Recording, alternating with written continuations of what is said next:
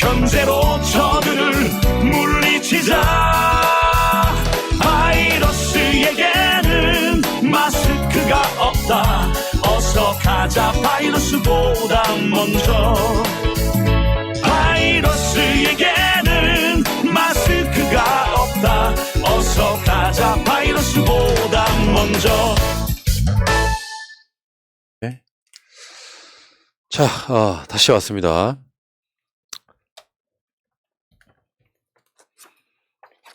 아직도 구독 안 누르신 분들이 계시네요. 자, 들어오신 김에 이 방송 시작하기 전에 여러분들의 관심을 끌기 위해서 제가 사진 한 장 한번 보여드릴게요. 이야기 바로 전에 있던 방송과 연관 있는 이야기인데 한 1분만 잠깐만 이야기를 해보겠습니다. 이건 보세요. 뭘까? 아무것도 아니고요. 상식적으로 알아두시라 이런 이야기죠. 보험 삼성가 이야기인데요. 삼성은 삼성이라고 하는 그룹만 있는 게 아닙니다. 여기 보면은 보험 삼성가가 이렇게 되어 있어요. 한솔그룹, CJ그룹, 세한그룹. 세한그룹 망했죠 지금은. 다음에 삼성 본가가 있고 신세계가 이렇게. 그러니까 삼성만의 재벌이 아니라 이 재벌 자체가 대한민국 사회에 어마어마한 권력이죠. 이 권력은 아마 정치 권력과는 상관이 거의 없는 그렇습니다. 그런 정도의 그런 권력이라고 보시면 되죠. 영구집권입니다. 네. 이게 계속 대물림 되는데 삼성은 아마 대한민국 사회에서 가장 큰 기업이기도 하고 우리나라 아마 수출 상품 중에 반도체 비중이 한 20% 정도 되는 걸로 알고 있어요. 예. 그러니까 나머지 이제 사실 여기서 보면 좀 잡스럽죠. 그러니까 신세계는 전체 보험 삼성가에서 보면은 이명희 씨가 정재현 씨랑 결혼해서 낳은 아들이 정영진이에요. 이걸 정도 제외하고 나면 이 사람들 뭐 한솔그룹도 그렇고 CJ도 그렇고 이런 사람들이 갖는 이 어마어마한 권력 여기에 대해서 우리들이 좀 야 멋있다 뭐 드라마에 나오는 재벌 이런 게 아니라 이들이 사회를 좀먹고 있다는 사실도 물론 긍정적인 측면도 없잖아 있겠지만 대한민국의 재벌은 굉장히 부정적인 측면이고요. 우리나라 대기업들이 수출하는 건 또 긍정적인 측면이라 봐야겠죠. 자, 알겠습니다. 자, 여기까지 하겠습니다.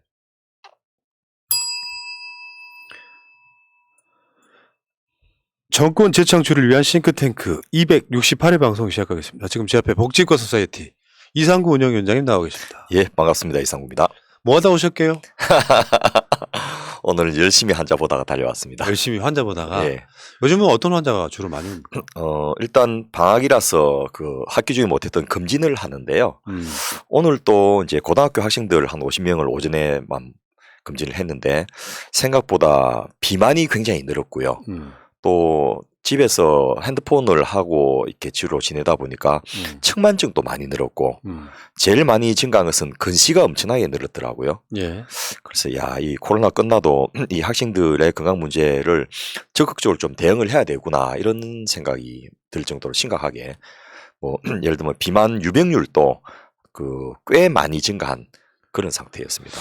그러니까 이건 문제는 문제예요. 뭐 어떤 경우에는 학교에 아예 안 나가고 비대면 수업만 했고, 예. 어떤 경우는 일주일에 한 이틀 나가고 비대면 수업을 했고, 예. 그렇다 보니까 애들이 운동량이 사실 학교 왔다 갔다 하는 것도 다 운동이거든요. 그럼요.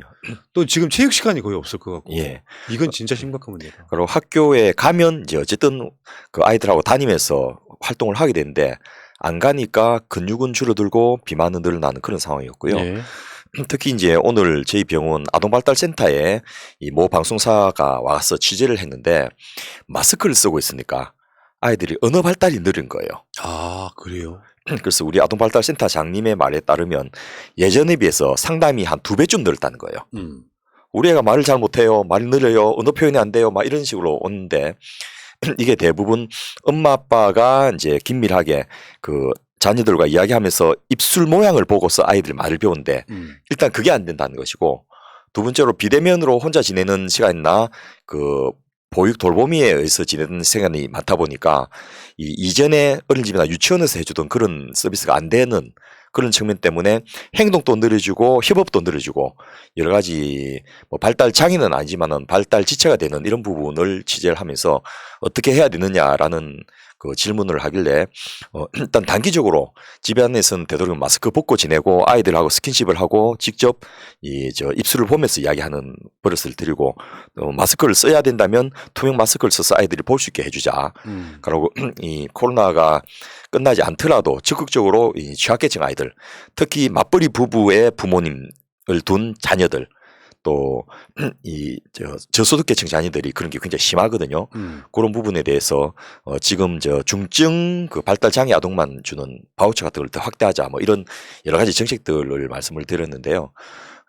이제는 코로나가 이제 점점 수습돼 가고 있는 단계이기 때문에 포스트 코로나를 위한 다양한 준비들을 해야 되는데, 적어도 지난 2년간이 우리 그 세대에 미치는 영향이 후유장애로 오래 남아있지 않도록 하는 그런 적극적인 전략이 좀 가져가야 될 것 같습니다. 맞습니다.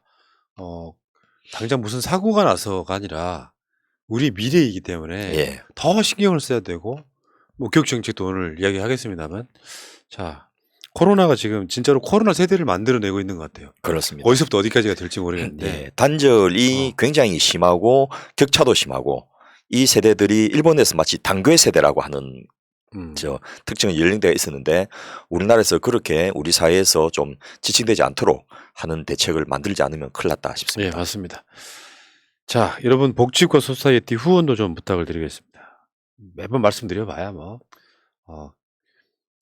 해주시는 분들만 해주시는데 오늘도 한 5분 기대해 봅니다. 예, 그리고 저희가 지금 여러 시민사회단체들과 같이 해서 청년 학교를 좀 준비 중에 있거든요. 예. 그것도 홈페이지나 검색하시면 많이 나오니까 관심 가지고 예. 한번 살펴봐 주시기 부탁드립니다. 자, 02-3272-2353, 02-3272-2353 전화하시면은 후원을 해주실 수 있고요. 한 달에 10,000원씩만 좀 부탁드리겠습니다. 왜냐하면 이게 또 대선만 있는 게 아니라 예, 또 지선이 있고요. 그렇습니다. 다음에 또 총선이 있고요. 예, 그 다음에 또 대선이 있고 막 그렇습니다. 예, 각각의 선거들이 우리 사회의 진보의 한 축이 될 수 있도록 그 개별 선거마다 공약으로 정책으로 반영하려면 평상시에 꾸준히 준비를 많이 하고 쌓아두고 있어야 되고, 또 이것을 포장해서 후보들에게 잘 갖다 줘야지 활용이 되고 현실화 되거든요. 자, 알겠습니다. 구독 좀 많이 부탁드리고, 지금 과거로 돌아갈 것이냐, 미래로 나아갈 것이냐. 이건 한편의 무슨 시 같습니다. 예, 과거로 돌아갈 것이냐, 백! 미래로 나아갈 것이냐. 세 번째 시간이에요, 지금. 예.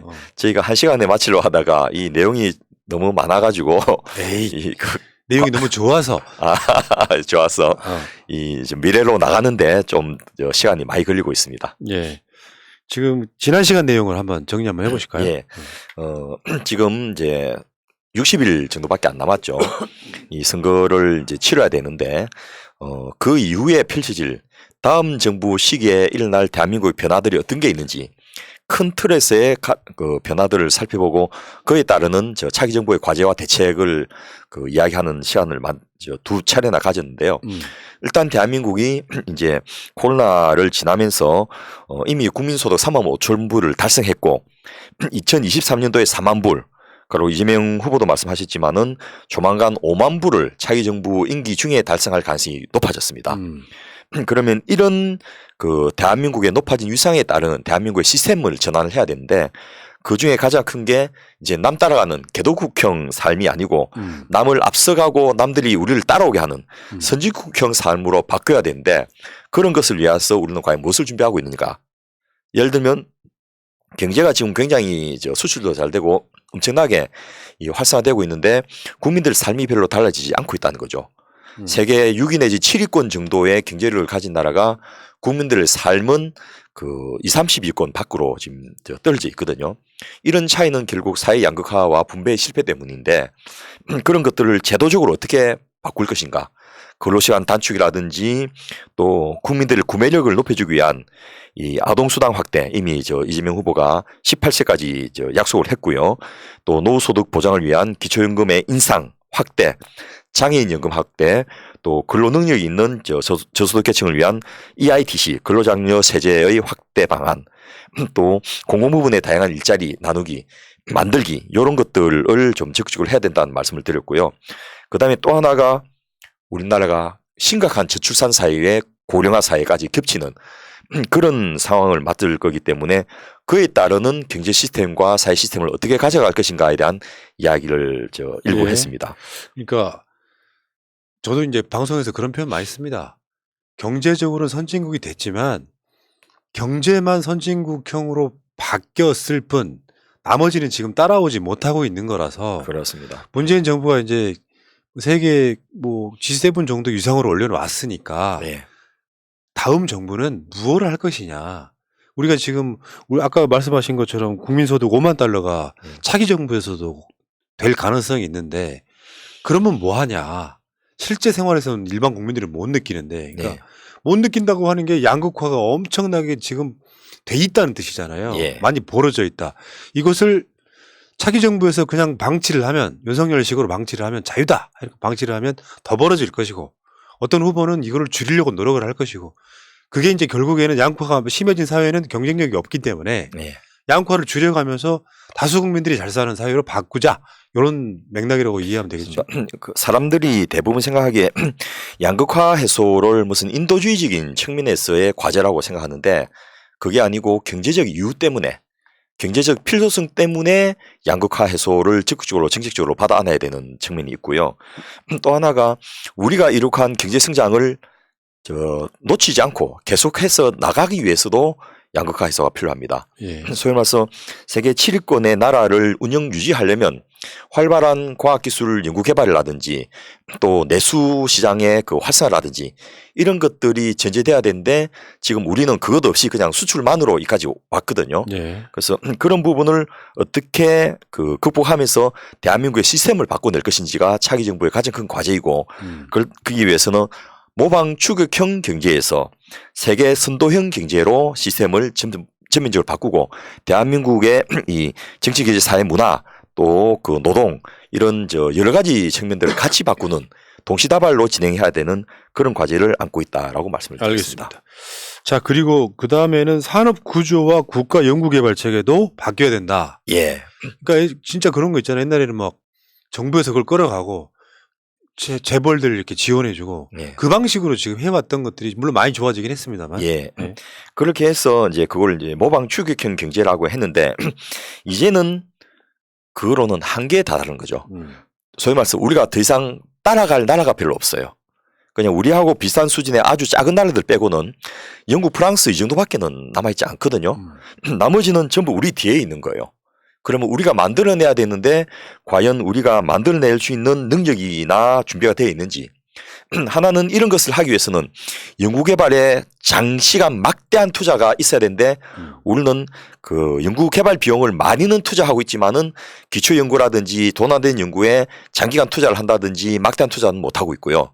두 번째가 그렇게 해서 개발된 것들에 대해서 산업화를 위해서 거대한 설비 투자라든지 이런 자본이 필요한데 그런 부분에 대해서도 지원하는 것이 안 돼 있다는 거죠. 그래서 그 다른 나라들이 국부 펀드 운영하듯이 우리도 이제 우리가 만들어낸 새로운 아이템이나 기술에 대해서 전 세계로 그 남의 힘을 빌어서 남한테 팔아서 푼돈을 얻는 것이 아니고 우리가 직접 그 제도를 구축해서 그 수입을 우리가 가져갈 수 있도록 하기 위해서는 이 다양한 자본 시스템도 갖춰야 되고 또 연구개발도 그 이제는 남 따라간 것은 안 되니까 우리가 만들어낼 수 있는 시스템으로 바꿔야 된다라는 예. 이야기가 지난번까지 들었습니다. 예. 자, 이게 지난주까지고. 예. 이번 주는 교육 시스템. 예. 아마 교육 시스템만 해도 시간이 빠듯할 것 같은데 또 마침 이재명 후보가 이 차기 정부 교육 공약을 발표를 또 최근에 하셨습니다. 우리 방송 전에 예. 캐줌으로서 예. 이제 새날 방송 편하게 해라. 그렇습니다. 이 계속해서 주고받고 하는 것 같아서 네. 마치 짜고 하는 것 같이 느껴지기도 하는데 실제로 이제 캠프 팀들하고 우리가 일정 조율해서 하는 건 아닌데 그 우리 일정에 딱딱 맞춰서 그 딱 하루 전에 발표를 해준다든지 아니, 우리 예. 방송 시스템에 스파이가 들어와 있다. 새날 방송 전에 빨리 해야 된다. 예, 그렇게 제가 이해를 하도록 하겠습니다. 그렇게 해주고 계신데 어제는 교육 부분에 발표했고 오늘은 또 과학기술 선도 부분에 대해서 신경제 정책에 대해서 발표를 하시는데요. 예.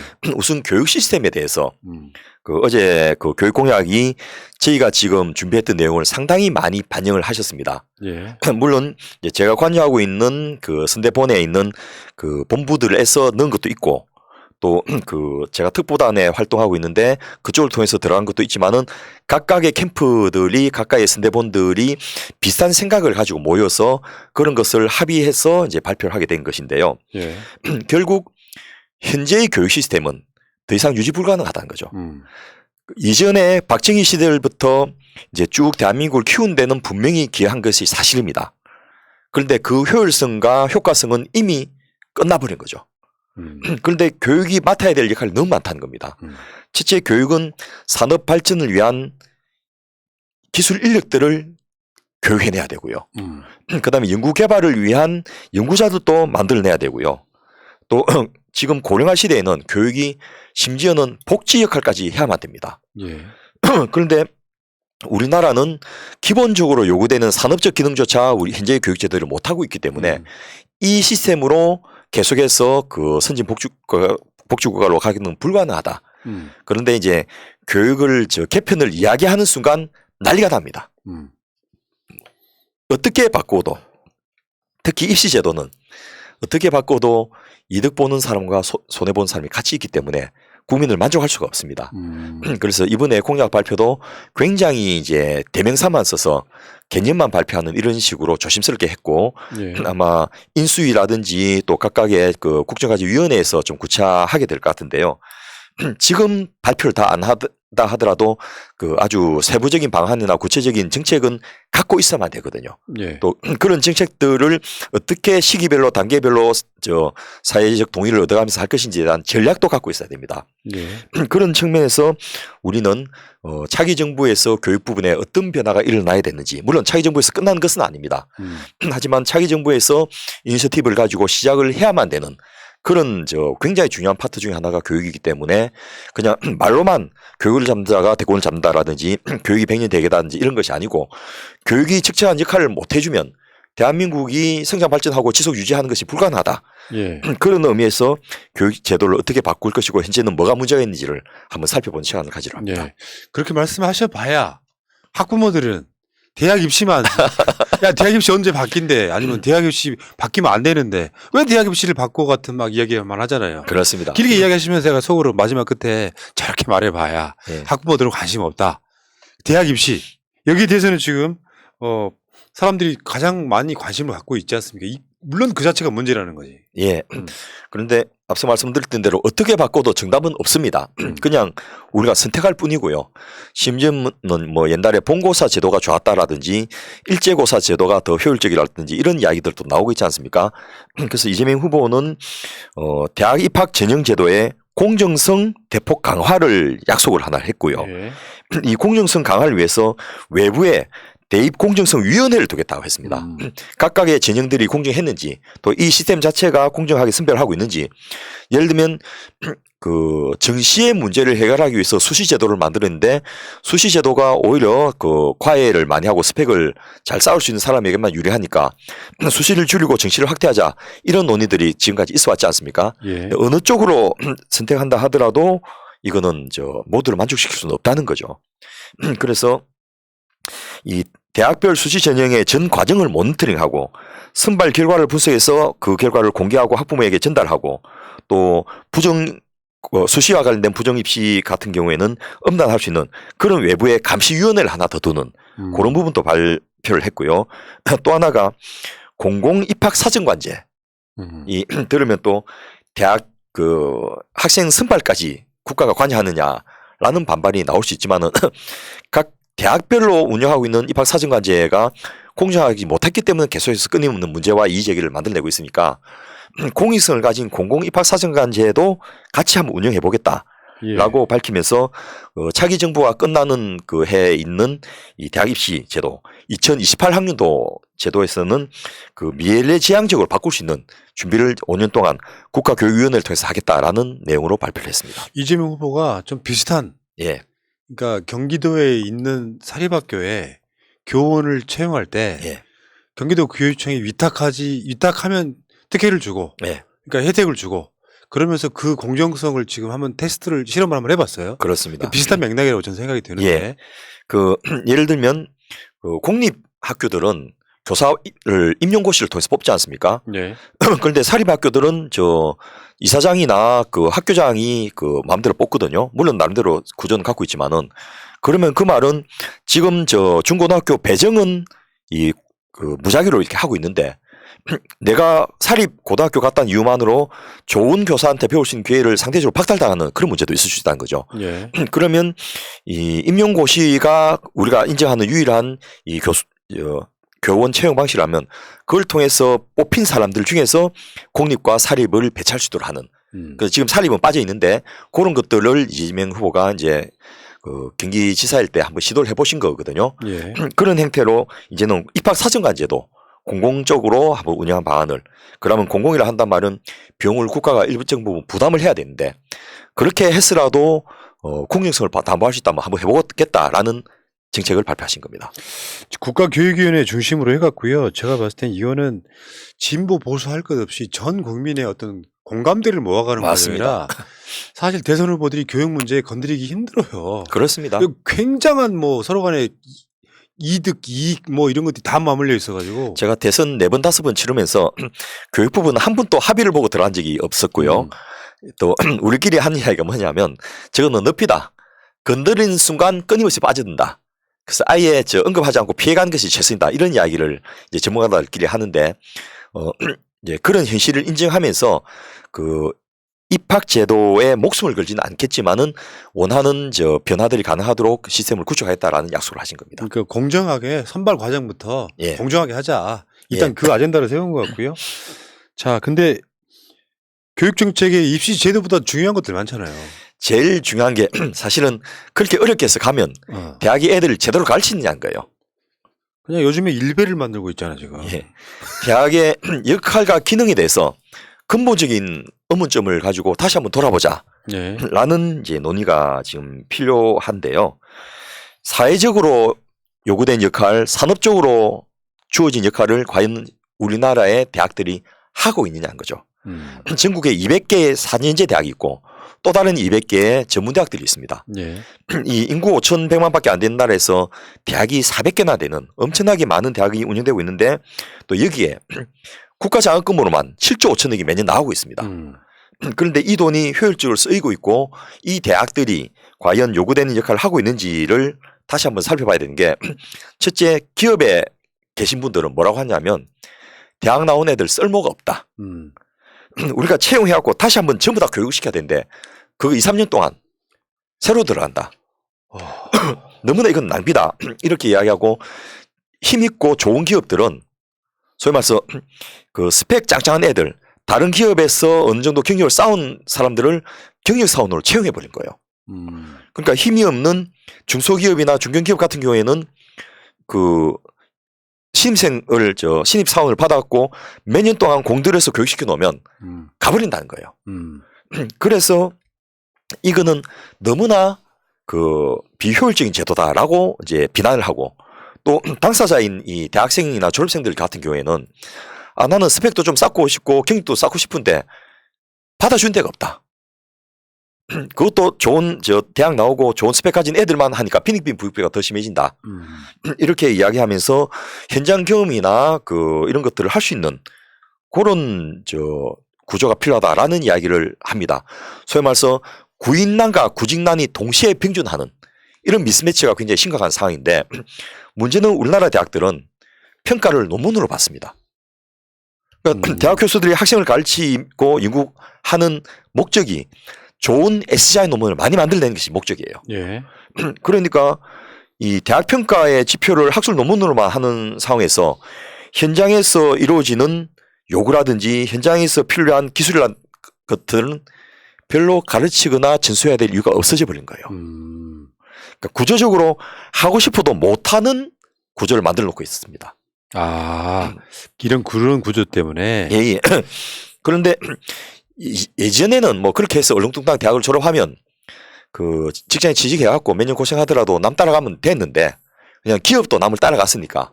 근데 이제는 대학생 때부터 창의력을 가지고 자기가 필요한 기술과 능력을 배양한 다음에 이 창업을 하든지 기업에 들어가서도 그 능력을 가지고 세계를 이끌어야 되는 그런 입장이 돼버리니까 더 이상 옛날의 시스템으로 길러져 있는 아이들이 생존이 안 되게 돼버린 거예요.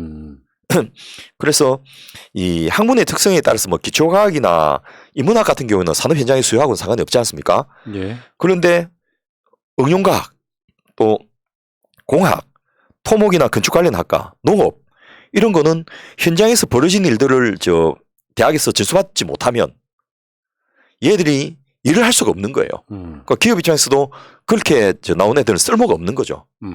그래서 이런 수요와 공급의 미스매치를 이제는 극복해야 된다.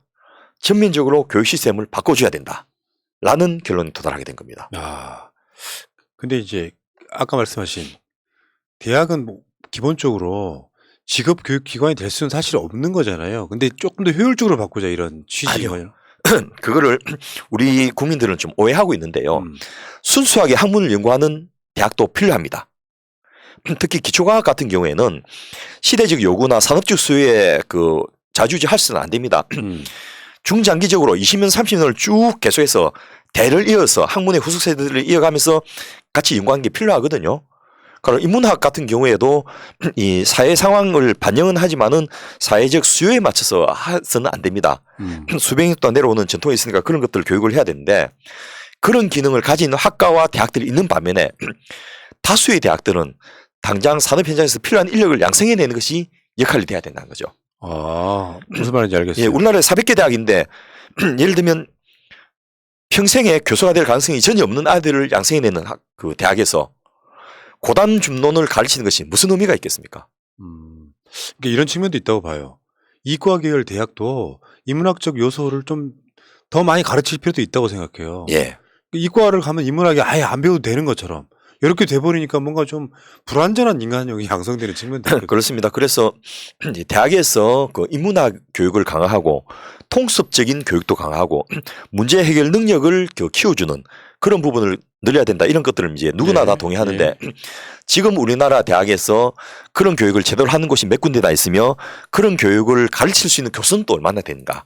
라는 측면에서 대단히 생산성이 낮고 질이 떨어지는 대학이기 때문에 우선 당장 뭐 그런 전체적인 대학 교육 체제의 개편은 좀 중장기적으로 하더라도 당장 나라가 운영 유지되고 산업 발전이 담보되기 위해서는 산업기술 인력을 양성해야 되는데 그것을 양성해 준 대학이 전국에 별로 없다는 겁니다. 예. 근데 그렇지 않은 대학도 있잖아요. 예. 그 예를 제가 들려고 왔는데요.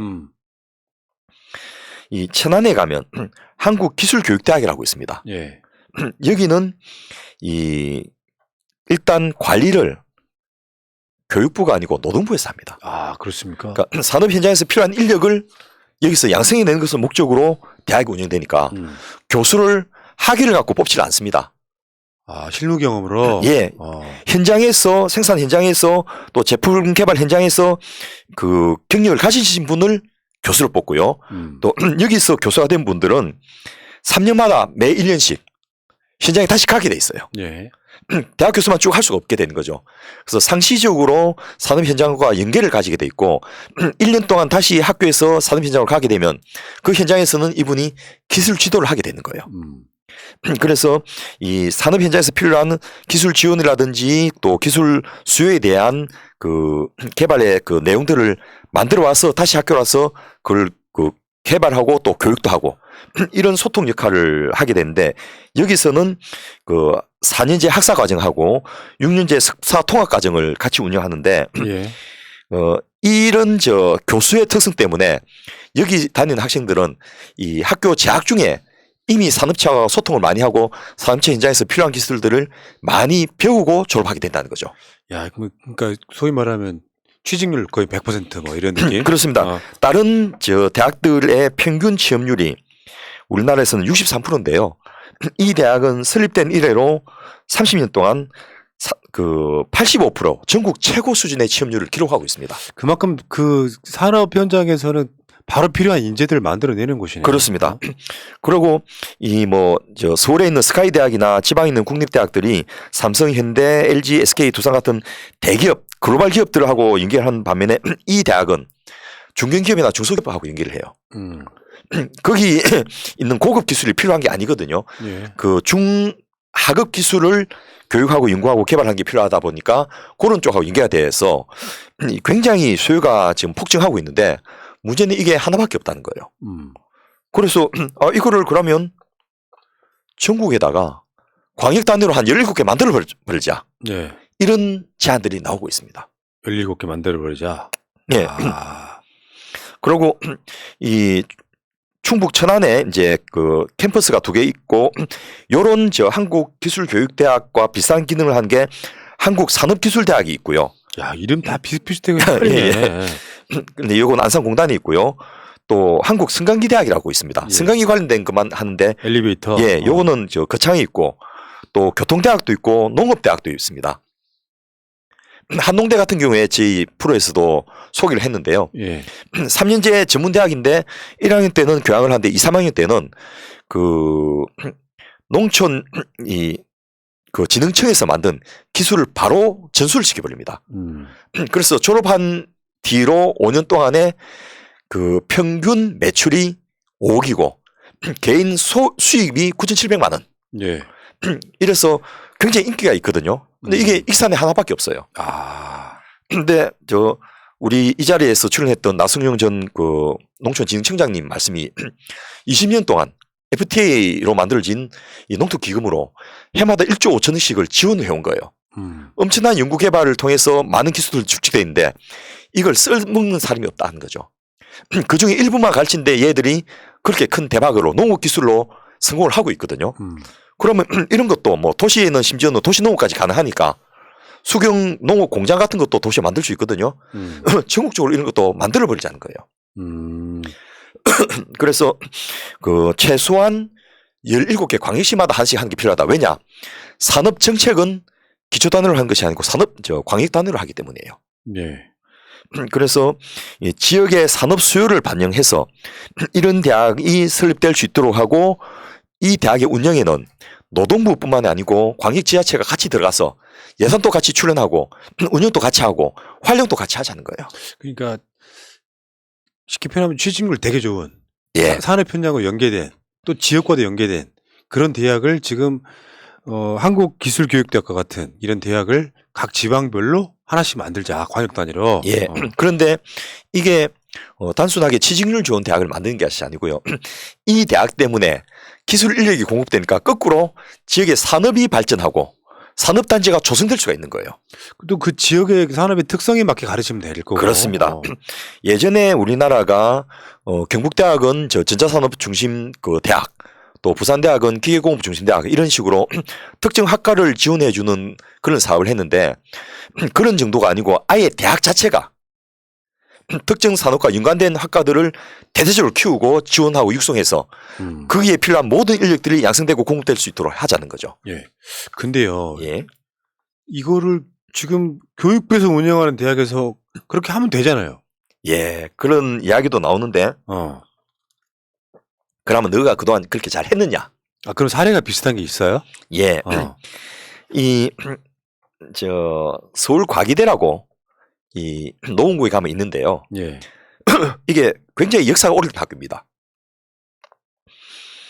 1930년에 경성공립직업학교로 시작해갖고 1930년이요? 예예. 야, 90년 됐네. 그렇습니다. 40년에는 경기공업공립학교, 또 70년대에는 경기공립공업전문학교 이런 식으로 해서 88년도에는 서울산업대학이 됐는데요. 요거를 MB 정부 때 완전히 이걸 바꿔버려가지고 그 이전까지는 여기에서 금형 전문가들 양성해내는 마이스터 학교 기능을 같이 했습니다. 예. 금형이 있어야지 사출도 하고 이걸 통해서 여러 가지 그 플라스틱뿐만 아니고 제작하는 제조업이 이제 출발을 하게 됐는데 이 이주호 장관 시절 MB 정부 때 이 대학을 서울과학기술대학으로 바꾸고는 교육부 산의 일반 대학이 돼버린 거예요. 아하. 일반 대학화 했구나, 이 학교를. 예, 그러니까 서울에 있는 국립대학이 서울대학, 또 여기 서울과기대, 그다음에 시립대학 이 세 개밖에 없는 거예요. 그러네요. 그러네 진짜. 그러니까 이 커트라인도 높아지고 학교는 종합대학이 됐는데 문제는 여기에서는 앞서 말씀드렸던 금융기술자나 엔지니어 인력이나 이 마이스터급의 숙련 노동자들이 더 이상 나오지 않는다는 거죠. 그래서 국가의 예산으로 만든 대학에서 설립 목적을 달성하지 못하면 그 대학이 과연 존재 의미가 있느냐라는 의문이 지금 제기되고 있는 상황이거든요. 교육부가 이런 걸 운영해 본 사례가 있는데 이게 오히려 그 특장점을 그냥 없애버렸다. 예. 이런 거고. 그래서 그렇게 된 이유는 여기에 과학기술대학으로 종합대학이 되는 순간 더 이상 현장 기술자는 못 채용이 안 되는 거예요. 그러네. 외국 박사학위 가진, 왜냐하면 서울에 있는 대학이니까 이 고급 연구 인력들 들어오고 싶어 하지 않습니까? 예. 지방에 가기 싫으면 이거 오는 거예요. 그런 사람이 채용되고 또 일반 대학이니까 논문으로 평가를 하는 거예요. 그러니까 이전에 했던 지난 90년 동안 했던 그런 현장 기술자 산업적으로 필요한 분을 양성해내는 기능은 사라져 버렸다는 거죠. 아, 그렇군요. 그리고 또 하나의 문제가 전국에 있는 이 유사한 대학들, 뭐 예를 들면 테크노 대학이라든지 이런 대학들의 교수들은 자기 스스로 2등 대학의 교수라고 생각을 합니다. 그게 문제지. 예, 그래서 가급적이면 자기가 속한 대학이 일반 대학으로 교육부에서 지원받는 그 종합대학으로 변환되기를 바랍니다. 그러니까 우리 학교 다닐 때 실업계 인문계 그런 차별을 느낀다는 거잖아요. 예. 그래서 그렇게 전환되면 교수님들은 신분 상승이 되는데 문제는 거기 나온 애들은 취직이 안 돼 버리고 그 대학이 역할과 기능이 사라져 버린다는 거죠. 아, 무슨 말인지 알겠다. 그 느낌이 뭔지 알겠어요. 그러니까 교육부가 그걸 관리하다 보니까 뭔가 어중간해진 거잖아요. 예. 차라리 그냥 노동부 주관으로 해가지고 뭔가 진짜 전문적인 직업 교육하는 대학이 훨씬 더 낫다 이런 이야기예요. 그렇습니다. 그리고 그렇다면 역으로 지금 신입생 충원도 안 되고 역할과 기능이 애매했던 일반 대학들을 이런 과학기술이나 생산 현장에서의 요구되는 산업기술 인력을 양성한 대학으로 역으로 전환해버리는 건 어떨까? 이런 것도 한번 생각해 보자는 거죠. 그러네요. 근데 지금 이거 말고도 이제 뭐 서울대 10개 만들기. 예. 이것도 한번 이야기 한번 해보시죠. 저번에 이재명 후보가 예. 서울대 그 경제학부 학생들하고 하는 일문일답에서 서울대 없앤다는 이야기를 우리 앞에서 한번 해보시죠 했는데 이재명 후보가 나는 그런 공약 한 적 없습니다. 이렇게 예. 이야기를 하시더라고요. 근데 이게 이제 기존의 서울대 교수나 서울대 학생들 또는 졸업생들은 싫어하는데 전국에서 서울대를 가고 싶어 하는 사람이 많지 않습니까? 그리고 더 큰 문제는 서울대를 제외한 나머지 지방 국립대학들은 거의 쇠락을 넘어서 폐망 수준까지 떨어져 버렸어요. 그렇죠. 옛날에는 뭐 특정 학과가 아니면 그냥 지역에 있는 국립대학 간다 이런 분위기가 있었거든요. 근데 지금은 인서울대학까지 다 채우고 그 다음에 이 지방 국립대학을 가는 이런 정도까지 떨어져 버리니까 거기 계신 교수님들도 이제 실망을 하고 학생들도 열등감을 갖게 되는 그런 심각한 상황인데 예전부터 국립대학 통합 네트워크라는 이름으로 예. 진보적인 교육 진영 내에서는 서울대 하나만 키울 게 아니고 전국에 있는 11개 국립대학을 다 같이 키우자. 그래서 독일같이 독일은 모든 대학이 국립대학입니다. 특정한 몇 개 빼고는. 그래서 입학도 공동으로 하고 그다음에 학과에 따라서 마음대로 다니면서 수업 받을 수 있고 졸업도 단일 학위증으로 예를 들면 한국국립대학 이런 식으로 졸업증을 주자. 찬성이요. 예. 좋은 방법인 것 같고 예를 들어서 광주에 있는 학생이 한국국립대학 학생이어서 서울 캠퍼스에 있는 어떤 수업을 듣고 싶으면 수강청에 들을 수 있고 예. 그럼 굉장히 호환성이 있고 좋은데요? 예. 그런데 뭐 쉽지는 않는데요. 이번에 이제 서울시 교육청의 조영 교육감님하고 경희대 김종영 교수님이 이걸 대선 후보에게 공식적으로 공개적으로 제안을 했습니다. 뭐냐면 서울대 10개 만들기라는 이름으로 제안했는데 그 이전에 국립대 통합 네트워크와 차이점이 뭐냐면 지방대학들도 지원을 하자는 거예요. 단순하게 공동 입학, 공동 졸업, 또 공동 수업 공유 이것이 아니고 서울대 한 군데 뭐 제가 옛날에 국가연구비 관리할 때만 해도 1년에 한 1조 5천씩 지원이 됩니다. 근데 나머지 대학들은 국립대도 사립대학에 비해서 지원이 엄청 많다고 하는데 1,000억, 2,000억 수준을 못 벗어납니다. 그러니까 따라올 수가 없는 거예요. 사립대학이 아무리 재단이 빵빵하게 운영된다 하더라도 서울대 수준의 지원을 할 수가 없거든요. 그런데 서울대가 세계 500개 대학 안에 겨우겨우 이 순위를 밀어넣을 정도밖에 안 되거든요. 그 다음에 이제 특정 분야별로 그 카이스트라든지 포항공대 이 정도가 자리를 잡고 있는데 그 아예 서울대 수준으로 그 대폭적인 지원을 하는 대학을 전국에 11개를 만들어버리면 전체적으로 우리나라 대학의 수준이 높아지지 않겠나 예. 라는 주장을 하면서 그 이런 저 서울대와 비서울대의 차이가 결국 재정 지원이 있다라는 부분을 이제 밝혔다는 데 의미가 있습니다. 예. 자, 그리고 그 교육부 평가 지표에 예. 좀 넣지 말아야 될 게 있죠. 그 앞서도 말씀드렸지만은 이런 대학들은 기본적으로 그 취업률이라든지 예. 또 논문이라든지 이런 거로 단순 평가를 할 수가 없는 거예요.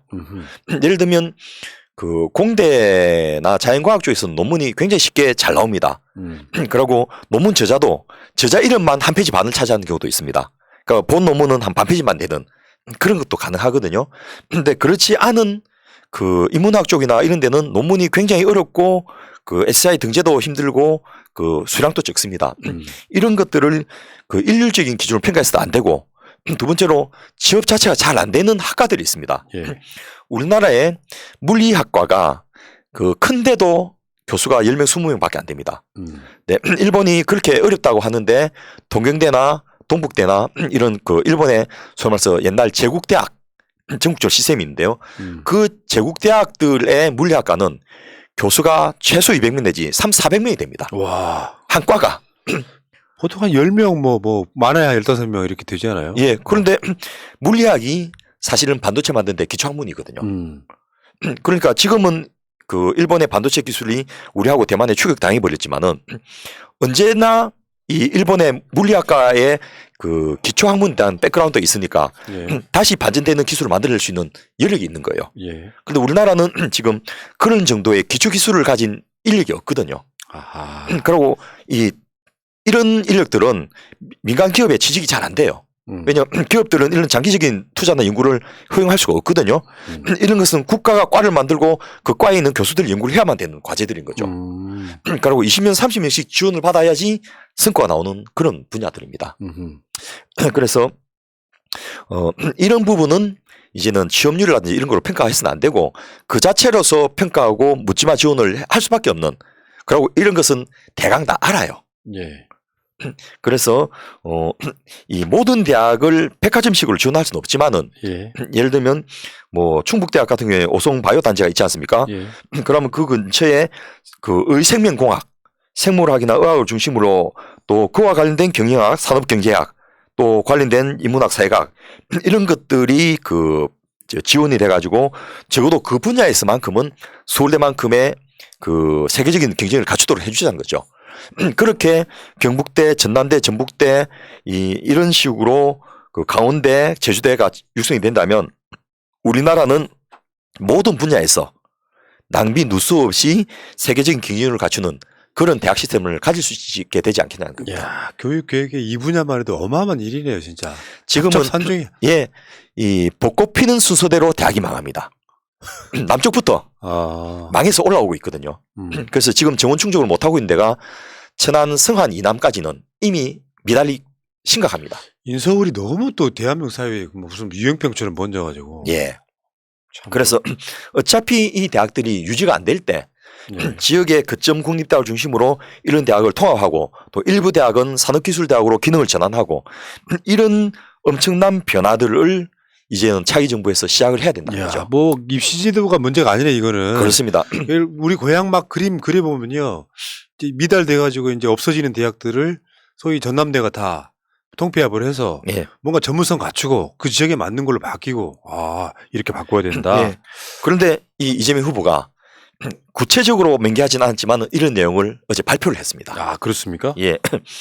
예를 들면 그 대학의 연구 체제를 전환해서 학문 강국을 만들겠다라는 예. 의지를 담았는데 여기에 어떤 내용이 있냐면 국립대와 연구 중심의 사립대학, 소위 말해서 예. 수준 높은 사립대학이죠. 예. 그러고 정부 출연연구소를 예. 연계해 가지고 한국형 대학원 공유 체제를 구축하겠다. 한국형 대학원 공유체제. 예, 이게 역대 어느 정부에서도 시도해 보지 못한 건데요. 예.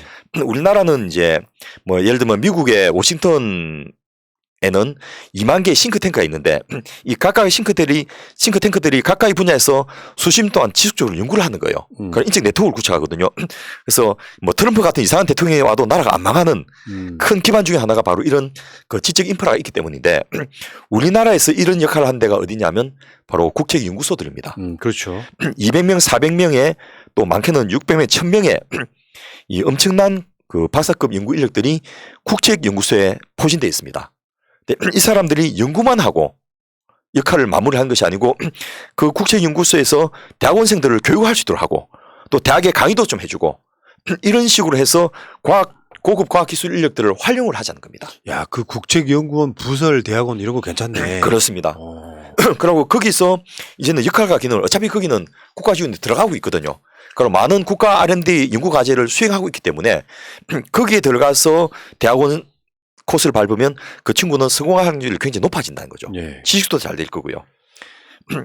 그리고 또 재미난 것이 이런 대학들이 지역의 산업 발전에 앞서 말씀드렸던 대로 기여할 수 있도록 이런 대학 주변에 그 대학생들이 그 생활할 수 있도록 보육이나 그 유아교육시설 또 스포츠 체육시설 문화예술시설 또 엔터테인먼트 시설 이런 것들을 만들어서 대학 때문에 도시가 발전하고 그 지역이 그 인력이 모여줄 수 있도록 하는 그런 것까지 요구를 하자는 거죠. 옛날에 서울에 있는 대학에 가면 대학 졸업하고 취직이 서울에 있는 곳에서 하게 되면 정착을 해버리지 않습니까? 예. 지역에는 상대적으로 인력이 부족하고 인재가 없는 그 공학기를 맡게 되는데 거꾸로 지역의 대학이 융성하면서 서울에 있는 수도권의 인력들이 지역으로 오게 되고 그로 인해서 인구가 늘어나고 산업이 발전하는 그런 현상을 다시 한번 만들어 보자는 거죠. 대한민국 사회의 3대 문제 중에 하나죠. 예. 수도권으로 아직도 집중화가 되고 예. 지역은 점점점 소멸해 가고 이거를 해결할 수 있는 방안 중에 하나인 거라고 보고요. 그래서 이재명 후보가 공약에서 뭘 이야기했냐면 산업체와 지방정부 그리고 대학과 청년이 같이 참여하는 지역 대학 혁신 법인을 설립하자.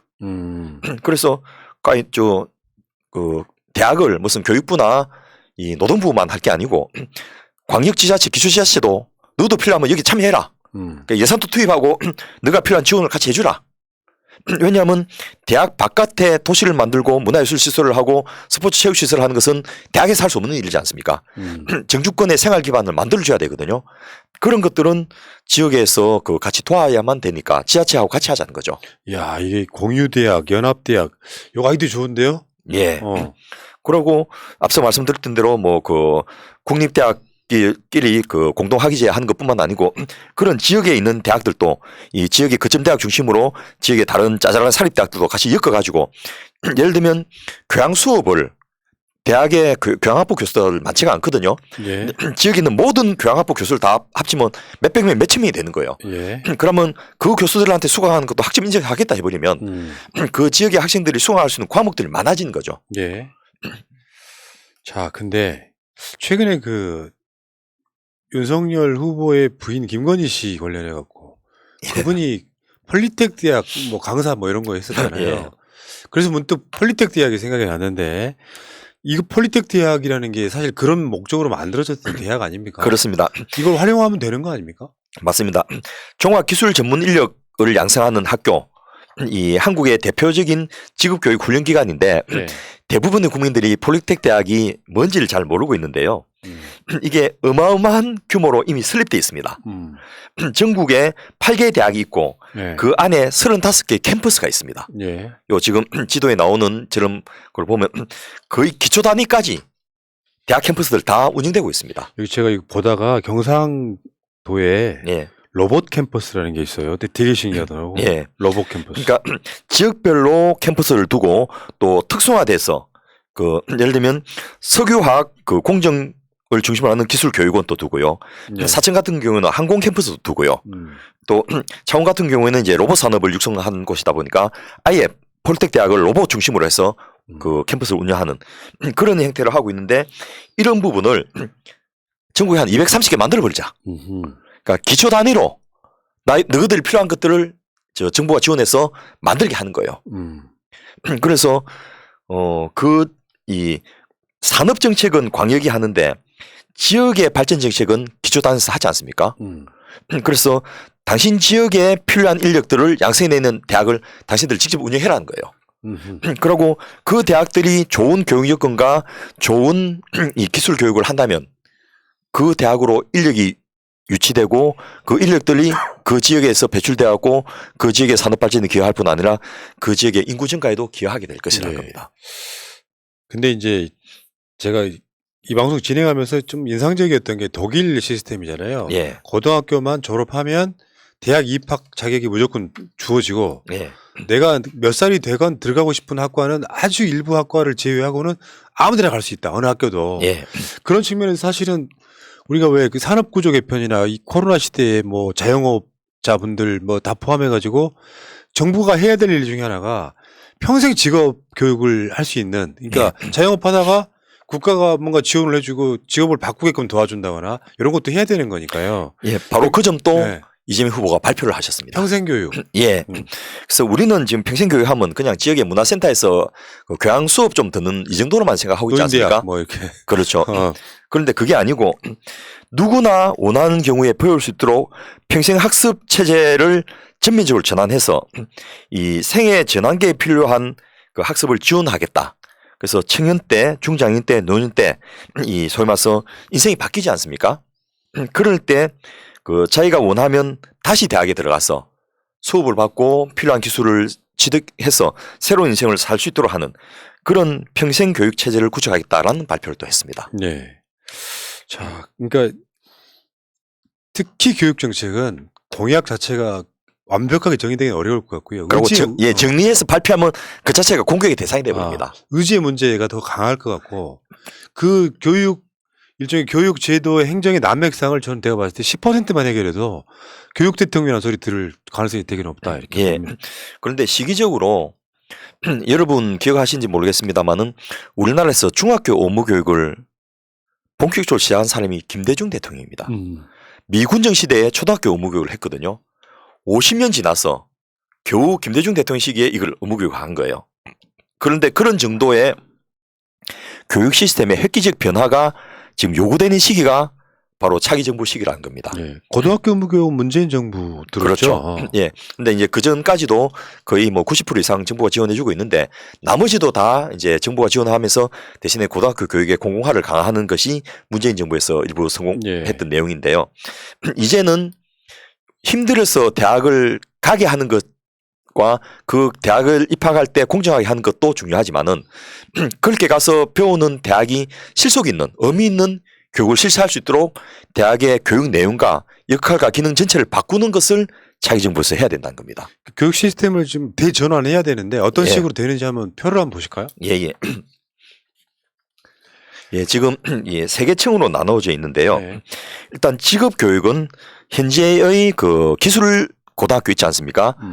이런 그 고등학교를 폴텍 고등학교를 바꾸고 또 기초 지자체별로 소위 말해서 전문학교 비슷한 폴리텍 대학을 만들고 또 광역 단위로는 한국기술교육대학이라고 하는 이제 종합적인 기술 교육을 전문하는 대학들을 한 17개쯤 만들자. 라는 것이 그 하나의 큰 축이고요. 그다음에 고등교육은 지역의 국립대학들을 그 육성해가지고 그 서울대학 같은 것들을 11개를 만들고 이들 대학하고 국제연구소들을 연계시켜서 고급 인력들을 양성하고 교육시키고 연구를 할 수 있게 하자는 것이고 그 중간에 평생교육 시스템을 구축해서 이 평생교육 안에는 그 사람의 삶에 그 필요한 인문, 교양 이런 것도 하지만은 문화, 예술, 스포츠, 레저 이런 것도 그 교육을 시키고 무엇보다 여기에서 폴리텍 대학이나 지역의 국립대학에 다시 입학할 수 있는 그런 연계 매개 역할을 할 수 있도록 하자라는 것이 이 차기 정부에서 수립이 돼야 될 이 국가 교육 시스템의 대전환의 큰 세 가지 축이라고 보시면 됩니다. 어렵지만 해야겠네요. 예. 그러니까 귀찮다고 안 할 수는 없는 것이고 대선이라고 하는 게 5년마다 대한민국을 리셋하는 과정이니까 이런 아젠다들이 사실은 국민적 관심만 있으면 바꾸는 거 어렵지 않거든요. 예.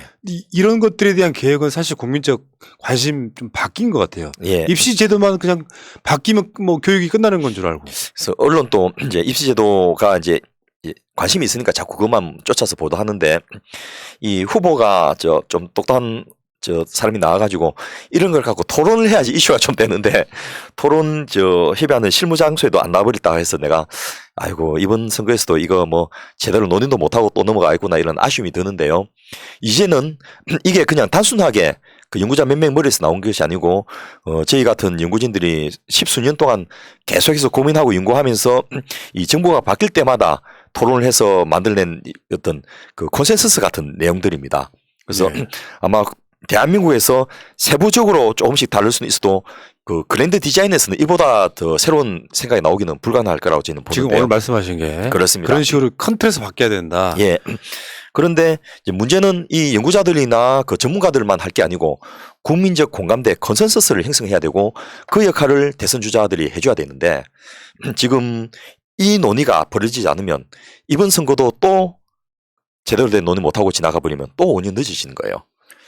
가다가 아니 가면 간 만큼 이득이라고 어쨌든 이런 것도 이번 한 남은 2달 기간 동안에 최대한 좀 논의를 해서 예. 그 사회적 이슈로 만들어 놓고 떠지나야지 뭐 국가교육회의라든지 이런 국가교육위원회 같은 데서 이걸 구체화시킬 수 있는 기회가 주어지지 않겠나 싶습니다. 국가교육위원회 하나 만드는 것도 예. 몇 년 걸려요. 예. 참. 아직 출범도 못하고 문재인 정부가 지금 끝난 상황이 예. 됐지 않습니까? 예. 그렇기 때문에 그렇게 중요하기 때문에 대통령 직속에 엄청난 위원회를 교육부가 따로 있음에도 불구하고 예. 그걸 개혁해 보려고 국가교육위원회를 만들려는 과정이지만 아직도 완성이 안 되고 있는. 예. 그 멀리서 이제 영국 케임브리지 대학에 있는 장하준 교수님하고 한국에 있는 분들하고 이제 화상 회의를 좀 했는데 거기서 이제 장하준 교수님이 하는 말이 바로 저희가 제목으로 썼던 지금 그 대선판은 마치 과거와 미래의 그 전쟁 같은 느낌을 준다. 이 대명천지의 박정희 시대를 다시 돌아가자라고 주장한 후보가 있고 지금 선진국이 된 대한민국을 앞으로 22세기에 어떻게 만들 것인지를 가지고 고민한 후보가 같이 동시대에 후보로 나와가지고 경쟁하는 것이 참 신기하기도 하고 좀 애처롭기도 하다 뭐 이런 이야기를 하시는데요. 그래서 장하준 교수님이 이 규정을 하기를 19세기와 22세기의 대결, 과거와 미래의 대결 선거가 바로 지금의 20대 대통령 선거다라는 규정을 하시더라고요. 300년 차이 나는데요. 예. 윤석열 19세기. 예, 여기는 돌아가니까. 예. 그리고 이 다른 후보는 지금 미래로 나아가니까 100년 뒤에 해서 토탈 300년 차이가 나게 되는 거죠. 이재명 후보는 사실 그런 이미지는 확실하게 구축했잖아요. 예. 그러니까 이 시대에 맞는 후보, 이 대전환을 해주려면 윤석열처럼 어떤 기득권에 안주하는 사람이 대통령이 되면 진짜 19세기로 가는 거고요. 예. 대한민국 사회라고 하는 게 윤석열 개인이면 이 사람 자체가 자기 기득권을 유지하려고 뭔가 하는 것은 어쩌면 자연스러운 거예요. 개인이면. 예. 그런데 대선 후보가 나와서는 사실 자기 기득권 공고화의 아젠다를 던지고 있잖아요. 반면 이재명 후보는 양국화가 뭔지 알고 양국화 해소는 어떻게 해야 되고 그리고 그 이 시대에 맞는 여러 가지 정신들이 뭔지를 정확하게 개념을 깨고 있다고 저는 보거든요. 예. 그 차이는 분명히 있다. 장하준 교수도 정확히 보신 것 같다 이런 생각이 들었습니다. 예. 그래서 참 뭐 이 모든 선거가 다 마음에 들 수는 없지만은 적어도 우리가 이 언론에서 이야기하는 후보들의 동향을 쫓아가는 것이 아니고 이번 선거에서는 이런 것이 논의돼야 된다라는 좀 측면에서도 한번 대선을 돌아볼 필요가 있지 않겠나 싶습니다. 우리가 이 방송은 우리가 저랑 위원장님 되게 오래 했잖아요. 예. 그럼 선거 때만 되면 정책 선거 한다는 게 다 같은 맥락이거든요. 예. 어느 정도 정책이 이슈로 올라왔던 적이 없어요. 그러니까 19대 대선의 정책 아젠다가 뭐냐 서로 간에 그 뭐냐 기억이 나는 하나도 없잖아요. 예. 지금도 정책은 아마 무상급식을 제외하고는 기억에 남는 게 사실상 거의 없다 이렇게 생각이 들 정도인데 그럼 이 엄중한 시기에 대선 후보들끼리 와서 토론이라 좀 하면서 사회적 아젠다가 뭔지부터 한번 연구를 해야 되거든요. 그래서 예. 방송사들이 대선 토론할 때 주제를 정할 때 뭐 사회 정치 개혁 분야 뭐 이런 이야기를 쭉 같이 풀어가면서 문제 풀듯이 해야 되는데 전혀 그게 없이 멸공놀이나고 자빠졌고 이게 대체 무슨 부끄러운 일인지를 모르겠어요. 그래 말입니다. 그런데 이제 그런 후보를 가진 것이 우리의 한계니까 그걸 인정하면서 그 속에서라도 조금 더 나아갈 수 있는 그런 방법을 찾는 거. 예를 들면 방송 3사가 그 의무적으로 하게 된 토론회 말고 중간중간에 주제별 토론을 넣어가지고 이런 과제들을 한번 다루어 보는 거. 그런 것이 의미가 있지 않겠나 싶습니다. 윤석열 씨가 자기 부인의 잠깐 시간 강사했던 폴리텍 대학에 대한 이해도가 있을까요? 미치겠네 진짜. 허위 경력 증명서를 넣은 것이 문제가 안 된다라고 이야기를 하셨는데 이번에 또 거꾸로 폴리텍 대학에서는 거의 공채나 마찬가지이기 때문에 그 경력 증명서가 중요한 역할을 했다고 하지 않습니까? 바로 폴리텍 대학의 구조 자체가 현장에서의 경력과 경험을 가지고 교수를 선발하기 때문에 그렇게 됐다는 걸 몰아서 나온 이야기입니다. 예. 자, 어쨌든 교육이라고 하는 게요. 재미는 없어요. 예. 방송 주제로 다루기도 힘들어. 위원장님이 용기를 높게 평가하면 사람들이 보든지 말든지 예. 나는 이 방송 할 거야. 맞습니다. 그걸 알겠는데 그리고 우리가 이런 방송이라도 하나 남겨놔야지. 그러니까 이 나중에 돌아보면서 이런 이야기 한 사람도 있었다라는 기억을 하지 않겠습니까? 그러니까 나중에 시간이 지났는데 우연치 않게 검색을 해봤더니 이런 게 하나 걸리더라. 예. 이런 주장이 있었다. 그 정도로 우리들 입장에서는 교육 문제나 이런 게 중요하게 생각한다는 뜻이에요. 대한민국 사회라는 게 대선은 미래를 향한 투표라고 하는데 무엇이 나아질 것인지 막연하게 기본소득을 주려나? 이런 정도로는 안 되는 거죠. 예. 그건 굉장히 일부인 것이고 정권이 바뀌고 뭔가 민주당이 집권을 했더니 재창출을 했더니 교육제도도 되게 합리적으로 좋게 바뀌더라. 근데 한꺼번에 못 바꾸니까 문재인 대통령한테 많은 사람들이 기대를 했지만 등 돌렸던 일부는 그런 거잖아요. 예. 왜 확 못 바꾸냐고. 근데 그렇게 쉽지가 않다는 거죠. 그래서 우리가 뭐 개혁 그러면 검찰 개혁만 이야기 주구장창 하지만 검찰 개혁이 대한민국 사회 개혁의 1%나 되겠어요? 그렇습니다. 정치 개혁부터 시작해서 이런 개혁들을 해내려고 하면 그런데 국민들이 관심이 없이 그냥 정부가 출범을 하면 사실 대충 하고 끝날 가능성이 없습니다. 그래서 이재명 후보는 아마 훨씬 더 좀 과격하게 진취적으로 많은 개혁을 할 수 있을 것 같은데 그런 개혁을 할 수 있는 힘을 실어준 것도 바로 대선 기간 중에 이런 것들이 아진다가 되면 국민들의 요구 때문에 움직일 수 있는 명분이 만들어지는 거거든요. 예. 그래서 가능한 모든 방법을 찾아서 이런 내용들을 좀 이슈화시키는 그런 알겠습니다. 노력을 남은 기간에 해야 될 것 같습니다. 알겠습니다. 좋은 방송이었고요. 이 방송이 계속 돼야 되는 이유는 예. 제 내심 목표가 40년 집권입니다. 40년 집권에서 예. 독재하자는 게 아니라 진짜 좋은 나라 만드는데 맞습니다. 저는 이렇게 생각해요. 저쪽 세력들이 정말 환골탈퇴하지 않으면 국민들을 위한 아젠다 내기 아직까지는 힘든 정당이에요. 예. 그러면 민주당이 마음에 안 들면 거쳐 쓰고 해야지 정권 못 내준다. 맞습니다. 스웨덴의 경우처럼 한 정당이 한 40여 년 정도 집권해야 진짜 복지국가 만들어지더라라는 차원에서 저는 제 목표가 40년인데 어찌됐건 간에 그 정도의 방송은 우리가 계속 유지해야 되는 이유가 그런 거라서요. 예. 1년이면은 방송 숫자가 한 50회 정도 돼요. 예. 뭐 결방 한두 번 한다고 치고 예. 40년이면은 예. 그 정도는 해야 예. 제가 추구하는 건 그런 거예요. 나만 잘 먹고 잘 사는 시대로 끝나면 내 새끼들은 어떻게 하나. 예. 지금 무럭무럭 크고 있는 유치원생, 초등학생, 고등학생들이 조금 더 나은 세상을 만들려면 부동산 가격도 마찬가지고 교육제도 마찬가지고 수도 없이 많은 청년 문제도 마찬가지고 그래서 우리 선배들이나 우리 조상들이 그래도 정말 좋은 나라 만들었더라 이런 이야기 들어야지 한 100년 지나고 봤더니 약육 강식이 미국보다 더 심한 나라 돼버리면 안 되거든요. 특히 지금 자라는 입시에 찌들어 있는 학생들이 기회가 돼서 이런 방송을 한번 본다면 내가 죽으라고 공부하는 것들의 실체들이 허상이 이런 게 있었구나. 그리고 이렇게 제도 자체를 바꿀 수도 있겠구나라는 것을 알면 그게 또 희망이 돼가지고 새로운 세상을 만들어가지 않겠습니까? 예. 문재인 대통령도 그런 경우잖아요. 4차 산업혁명 역에 예. 본인 때 덕 보려고 하는 게 아니라 맞습니다. 다음 세대가 덕 보는 걸 자기가 미리 해놓는 거잖아요. 예. 그게 정치가 해야 될 대표적인 일이거든요. 그렇습니다. 임기 후반기에 저렇게 아무도 안 들어주는데 열심히 하고 다니는 것 자체가 굉장히 숭고한 느낌을 제가 받는데 네. 바로 그런 분들에 의해서 역사가 발전한 게 아닌가 싶습니다. 알겠습니다. 자, 정권 재창출을 위한 싱크탱크 과거로 돌아갈 것인가 미래로 나아갈 것인가 세 번째 시간이었습니다. 자, 여러분 이렇게 고생하시는데 복지국가 소사이어티 후원 좀 해주시면 좋지 않을까요, 여러분? 좀 도와주시기 바라겠습니다. 자, 이상구 운영위원장과 함께했습니다. 마치겠습니다. 고맙습니다. 감사합니다. 자, 새날은 이따가 8시 반에 다시 오겠습니다. 최민희 의원과 함께. 바이러스에게는 마스크가 없다. 어서 가자 바이러스보다 먼저. 그러니 내일보다 먼저 가자. 우리들의 희망을 형제이게 하자. 설령 그것이 내일이라 해도 현재로 저들을 물리치자. 바이러스에게는 마스크가 없다. 어서 가자 바이러스보다 먼저. 바이러스에게는 마스크가 없다. 어서 가자 바이러스보다 먼저.